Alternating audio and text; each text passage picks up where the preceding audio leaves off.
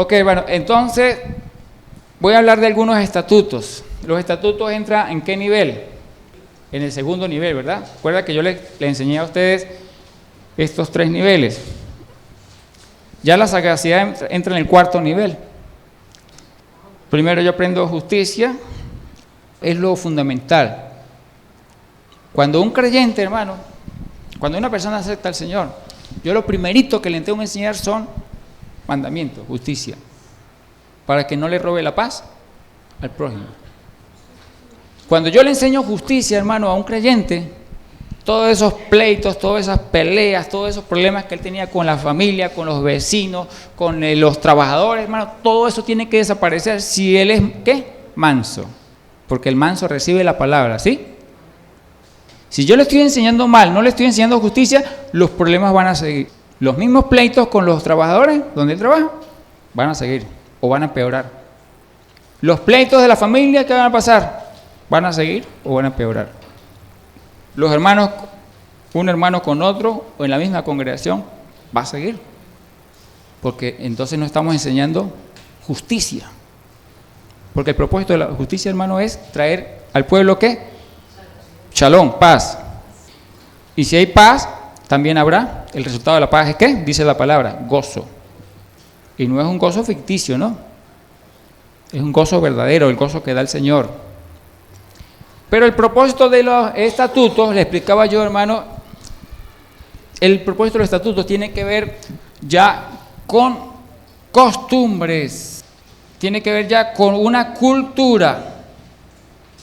Uno de los grandes problemas, hermano, en el Evangelio es que el evangélico tradicional nunca abandona su cultura, la cultura de su pueblo, y eso es grave.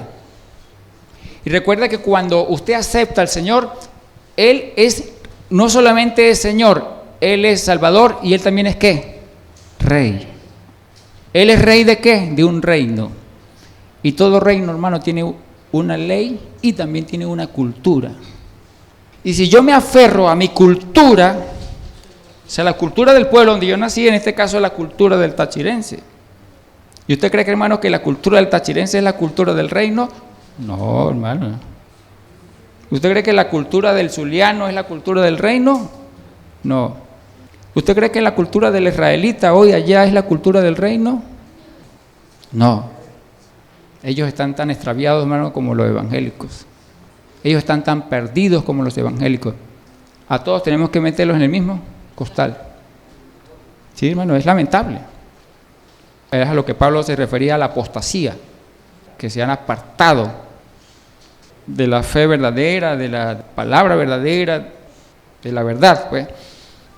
Entonces, ¿qué conforma la cultura? La cultura de un pueblo, de una nación, de un reino, tiene que ver con su música, tiene que ver con su vestimenta, tiene que ver con su forma de alimentación, tiene que ver con sus leyes, tiene que ver con su idioma, ¿sí? La cultura tiene que ver con la forma como ellos se relacionan unos con otros.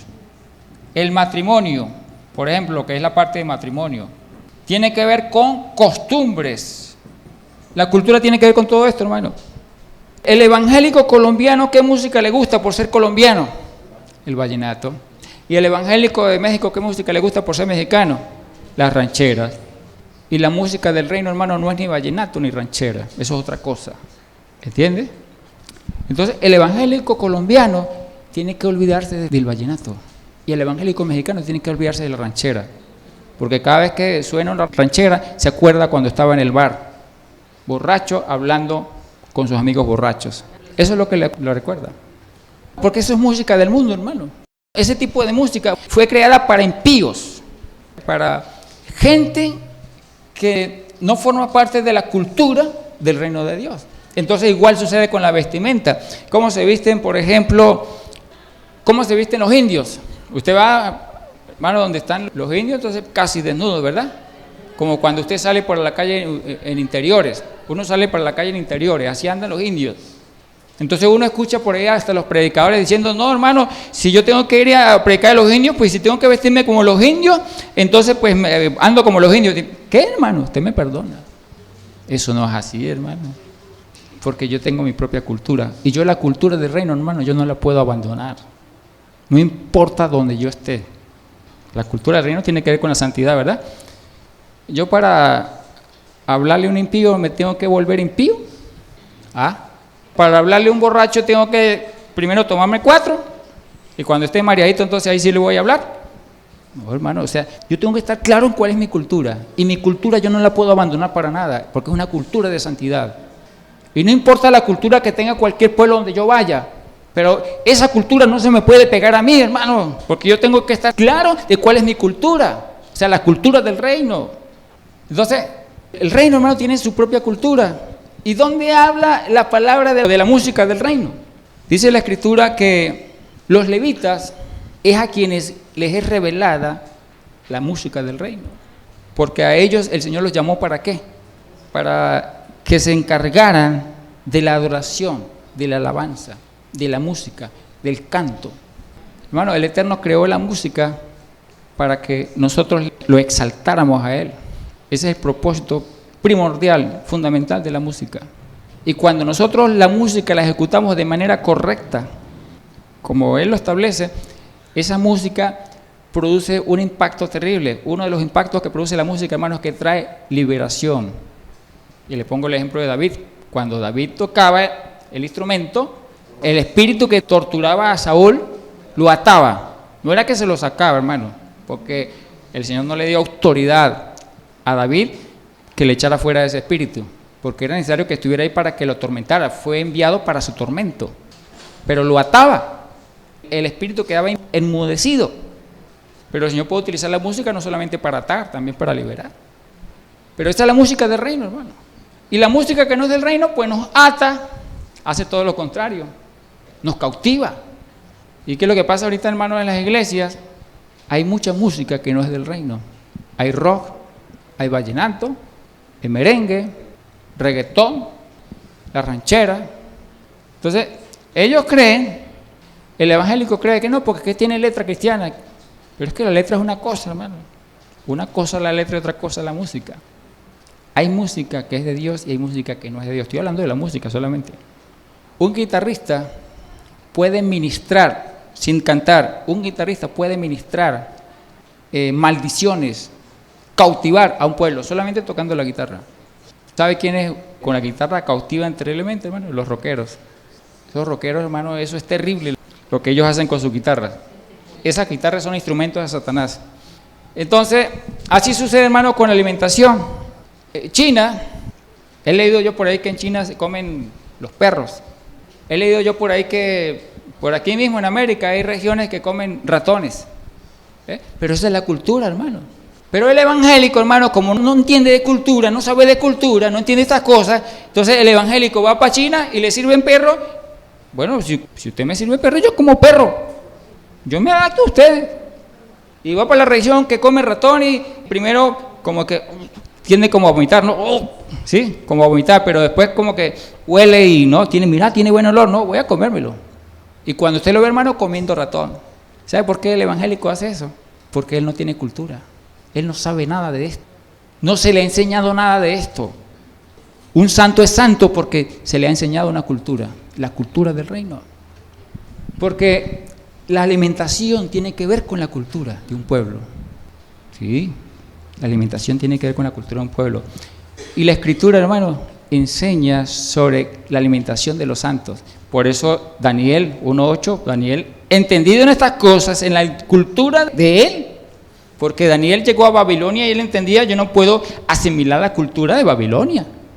Yo tengo que continuar con mi cultura, ser celoso con mi cultura. Por eso cuando Daniel le sirven esos platos preparados en Babilonia, cerdo guisado, una cazuela de mariscos, camarones, langostinos, Daniel dice, no, yo no puedo comer eso.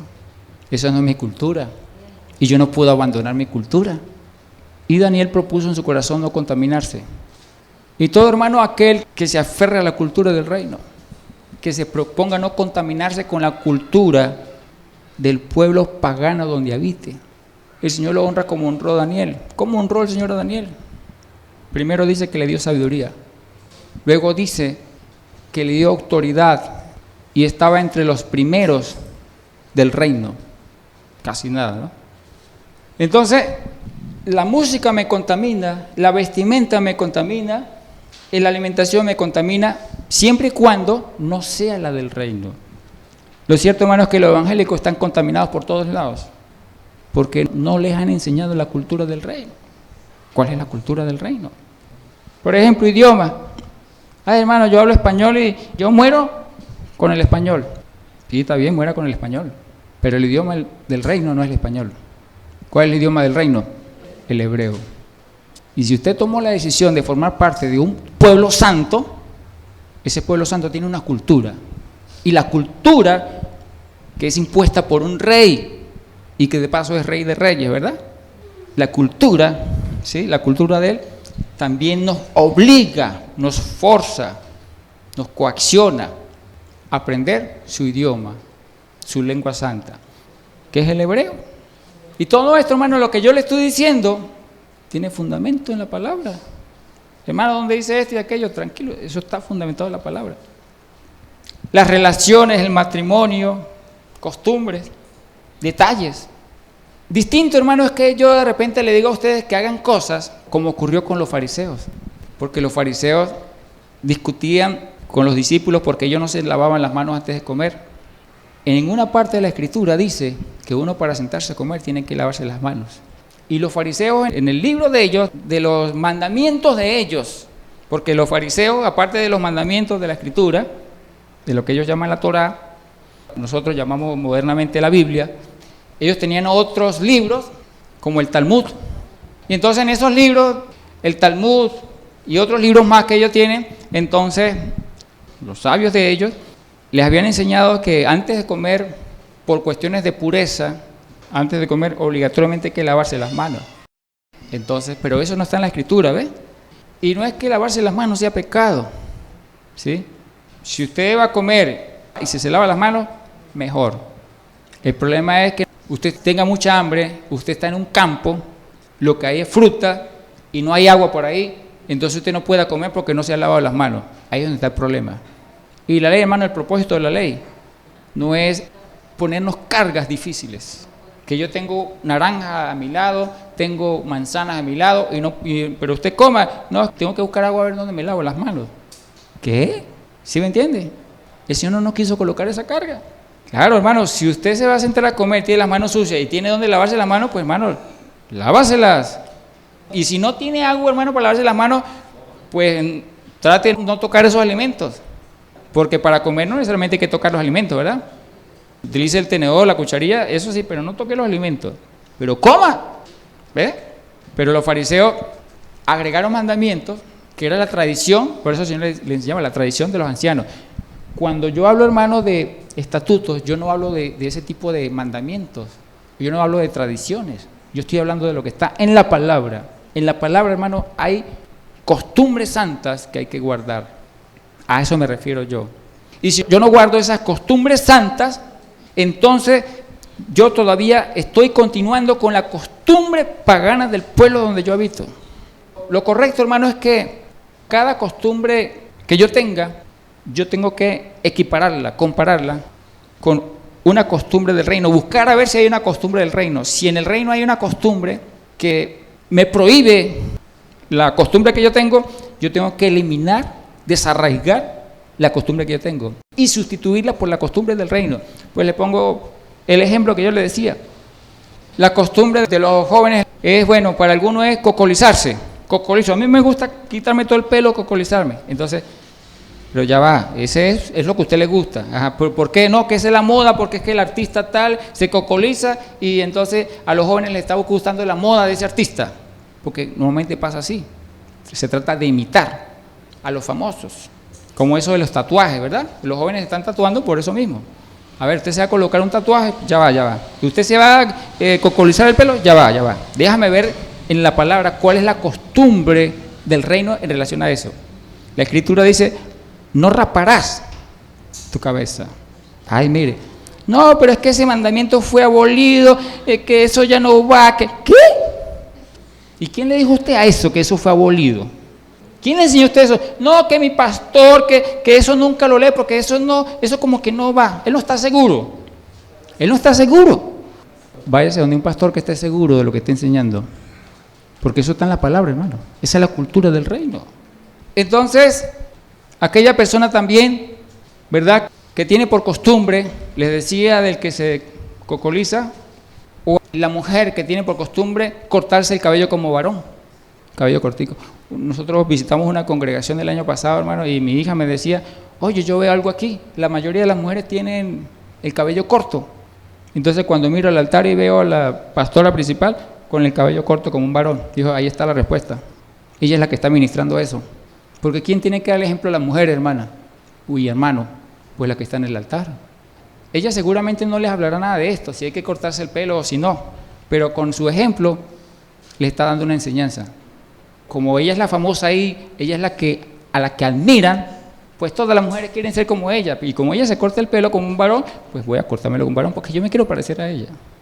¿Sí ven el problema? El apóstol Pablo en 1 Corintios 11 nos enseña de que la misma naturaleza nos enseña que la mujer, el hecho de que la mujer se deje crecer el cabello le es honroso. ¿Y qué nos está diciendo el apóstol Pablo también? Que si se lo corta es ¿qué? Lo contrario, ¿es qué?